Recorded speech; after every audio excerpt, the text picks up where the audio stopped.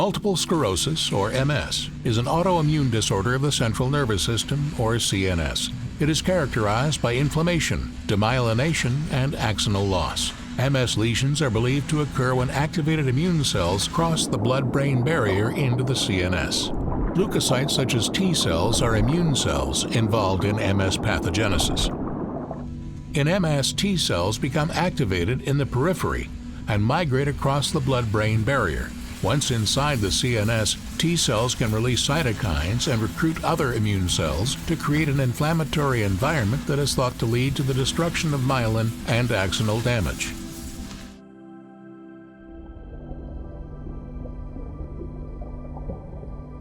TYSABRI, or natalizumab, indicated for the treatment of patients with relapsing forms of MS, is a monoclonal antibody that targets the alpha-4 subunit of alpha-4 beta-1 integrins.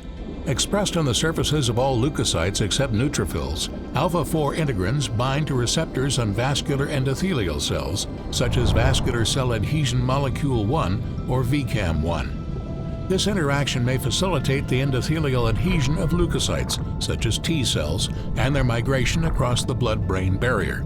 One of the ways in which TYSABRI may exert its effect is by binding to the alpha-4 subunit of the alpha-4 beta-1 integrin on all leukocytes except neutrophils, and blocking its interaction with adhesion molecules, including VCAM1, on the vascular endothelium. This may prevent the migration of leukocytes across the blood-brain barrier, inhibiting further recruitment and inflammatory activity of activated immune cells. In vitro, TYSABRI may also suppress ongoing inflammation by inhibiting interactions between alpha-4 integrins on leukocytes and ligands such as osteopontin, and an alternatively spliced domain of fibronectin connecting segment 1, CS1. In vivo, TYSABRI may further act to inhibit the interaction of alpha-4 expressing leukocytes with their ligands in the extracellular matrix and on parenchymal cells, thereby inhibiting further recruitment and inflammatory activity of activated immune cells. In summary, TYSABRI may address the inflammation characteristic of MS by blocking the molecular interaction of alpha-4 beta-1 integrin expressed by inflammatory cells with VCAM1 on vascular endothelial cells, and with CS1 and/or osteopontin expressed by parenchymal cells in the brain. Indication: TYSABRI, natalizumab, is indicated as monotherapy for the treatment of relapsing forms of multiple sclerosis, to include clinically isolated syndrome relapsing remitting disease and active secondary progressive disease in adults. TYSABRI increases the risk of PML. When initiating and continuing treatment with TYSABRI, physicians should consider whether the expected benefit of TYSABRI is sufficient to offset this risk. Important safety information. Warning: progressive multifocal leukoencephalopathy, PML. TYSABRI, natalizumab, increases the risk of PML, an opportunistic viral infection of the brain that usually leads to death or severe disability. Risk factors for the development of PML include the presence of anti-JCV antibodies, duration of therapy, and prior use of immunosuppressants. These factors should be considered in the context of expected benefit when initiating and continuing treatment with TYSABRI. Healthcare professionals should monitor patients on TYSABRI for any new sign or symptom that may be suggestive of PML. TYSABRI dosing should be withheld immediately at the first sign or symptom suggestive of PML. For diagnosis, an evaluation including a gadolinium-enhanced MRI scan of the brain and, when indicated, cerebrospinal fluid analysis for JC viral DNA are recommended. Because of the risk of PML, TYSABRI is available only through a restricted program under a Risk Evaluation and Mitigation Strategy, REMS, called the Touch Prescribing Program.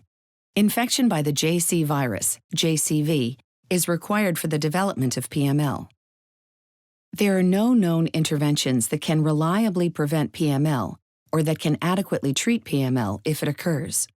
Post-marketing data suggests that the risk of developing PML may be associated with relative levels of serum anti-JCV antibody compared to a calibrator as measured by ELISA, often described as an anti-JCV antibody index value. MRI findings may be apparent before clinical signs or symptoms suggestive of PML. Monitoring with MRI for signs that may be consistent with PML may be useful, and any suspicious findings should lead to further investigation to allow for an early diagnosis of PML if present. Consider monitoring patients at high risk for PML more frequently. Lower PML-related mortality and morbidity have been reported following TYSABRI discontinuation in patients with PML who were initially asymptomatic, compared to patients with PML who had characteristic clinical signs and symptoms at diagnosis. PML has been reported after discontinuation of TYSABRI in patients who did not have findings suggestive of PML at the time of discontinuation. Patients should continue to be monitored for any new signs or symptoms that may be suggestive of PML for at least 6 months after discontinuation of TYSABRI.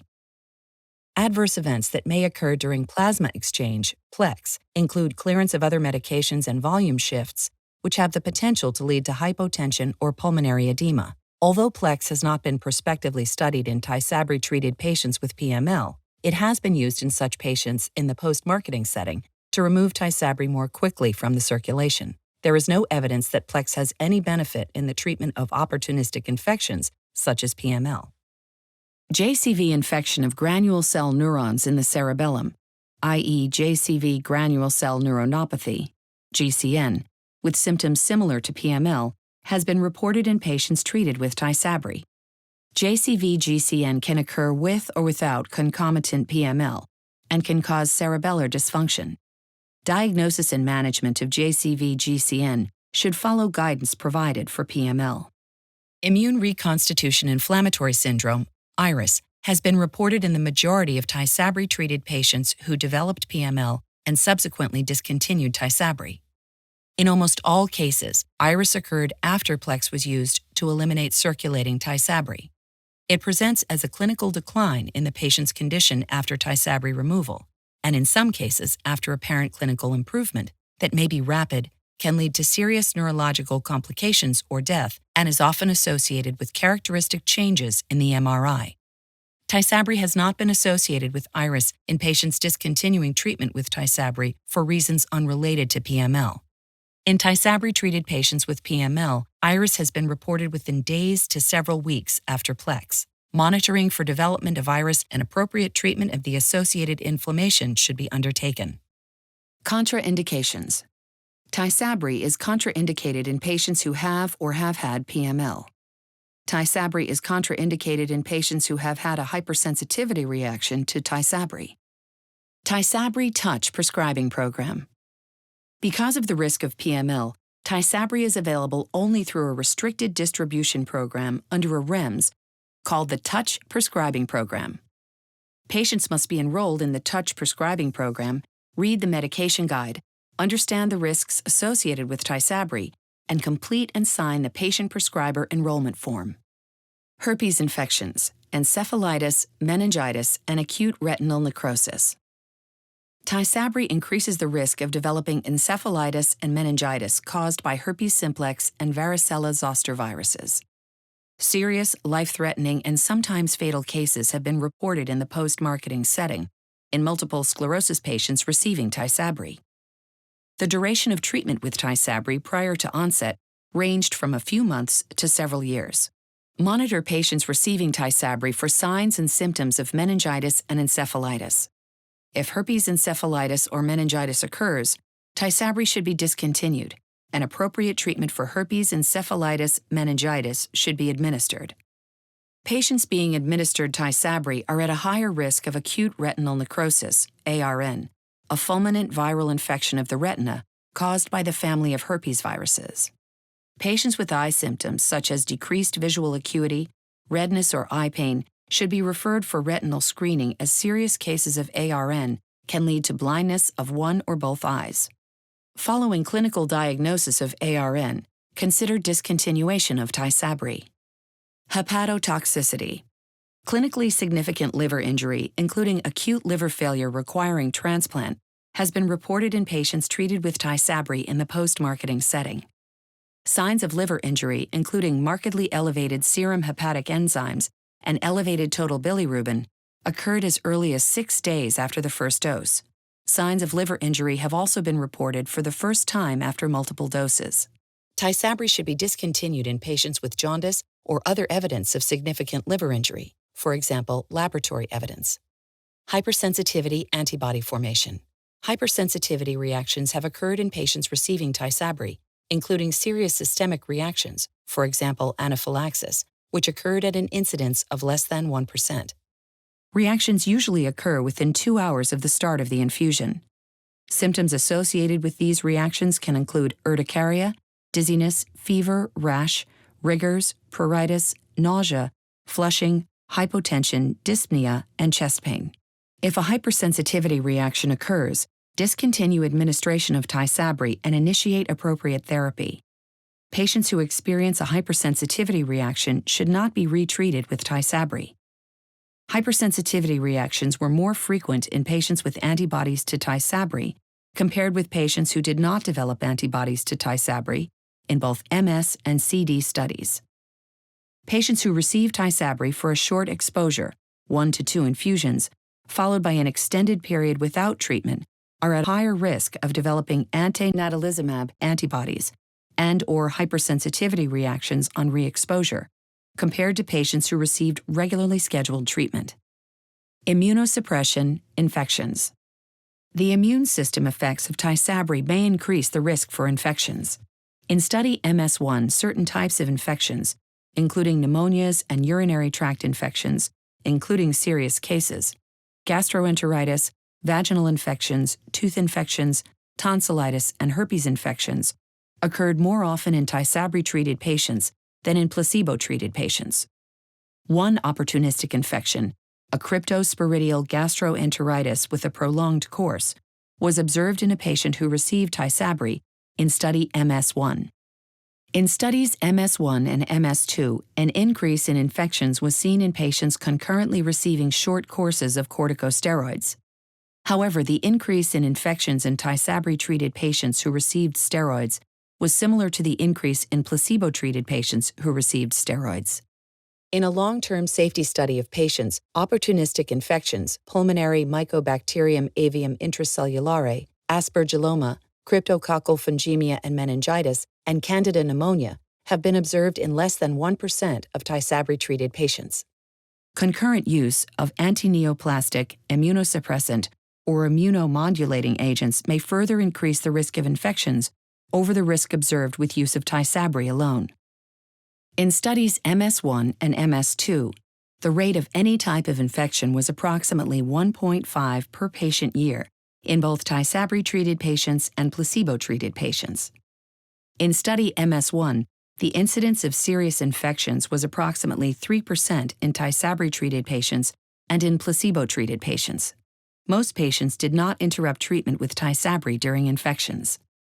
Laboratory test abnormalities. In clinical trials, TYSABRI was observed to induce increases in circulating lymphocytes, monocytes, eosinophils, basophils, and nucleated red blood cells. Observed changes persisted during TYSABRI exposure, but were reversible, returning to baseline levels usually within 16 weeks after the last dose. Elevations of neutrophils were not observed.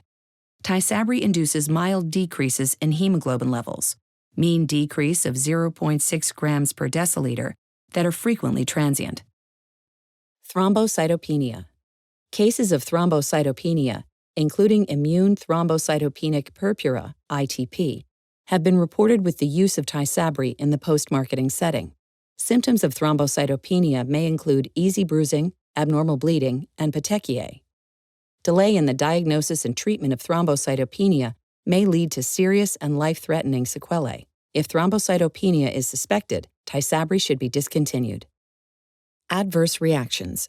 The most common adverse reactions reported at an incidence of greater than or equal to 10% with TYSABRI and greater than or equal to 2% difference with placebo were headache, 38% versus 33%, fatigue, 27% versus 21%, infusion reactions, 24% versus 18%, urinary tract infections, 21% versus 17%, arthralgia, 19% versus 14%, depression, 19% versus 16%, pain in extremity, 16% versus 14%, rash, 12% versus 9%, gastroenteritis, 11% versus 9%, and vaginitis, 10% versus 6%. The most frequently reported serious adverse reactions in study MS1 were infections, 3.2% versus 2.6% placebo, including urinary tract infection, 0.8% versus 0.3%, and pneumonia, 0.6% versus 0%. Acute hypersensitivity reactions, 1.1% versus 0.3%, including anaphylaxis anaphylactoid reaction, 0.8% versus 0%. Depression, 1% versus 1%, including suicidal ideation or attempt, 0.6% versus 0.3%, and cholelithiasis, 1% versus 0.3%. Based on animal data, TYSABRI may cause fetal harm. TYSABRI should be used during pregnancy only if the potential benefit justifies the potential risk to the fetus. Please see full prescribing information, including boxed warning,